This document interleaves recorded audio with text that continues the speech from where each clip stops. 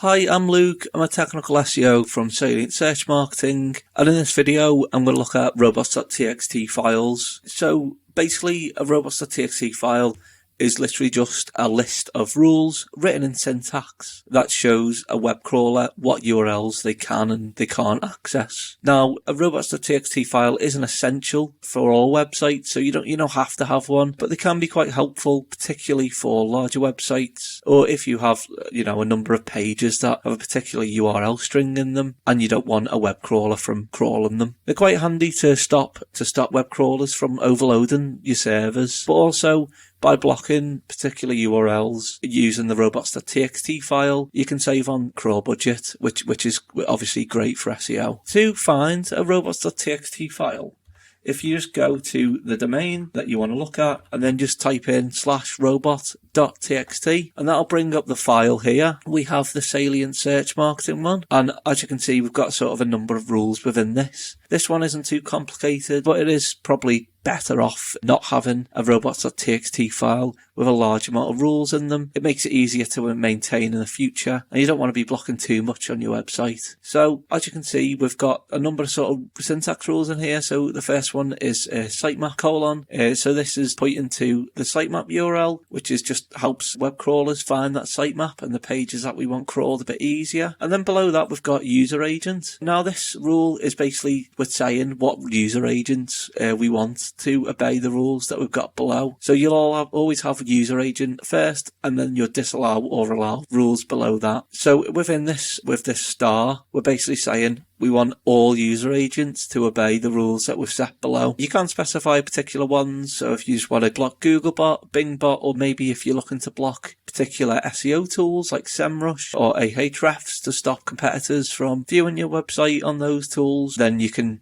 specify that within the user agent rule here. Obviously, if you're blocking particular user agents, it'll also always come with, some sort of caveat. So we're basically saying with this rule here, we're disallowing all user agents from accessing the URL, in this specific URL, thank-you, and then we've got another rule, so we're blocking all user agents from accessing the URL challenge-accepted. Potentially, if you were looking to block a number of URLs and you didn't have, you're not going to add the URLs to here one by one, you can use wildcards. So similar to this, where we've got star for all user agents. You could have potentially, if you want to block parameter pages, and some of them have the letters ICMP in them, for example. Then if you use .star after that ICMP, that's saying to user agents that you want that user agent to block everything after ICMP. So any string that contains those three letters, they will now be blocked using your robots.txt file. It's important to know that you shouldn't use this to block pages from being indexed. To do that, you need to add a robots meta tag on a page level. So you can't do that with this. It's basically just blocking pages from crawling. And then finally, if you want to test a robots.txt file,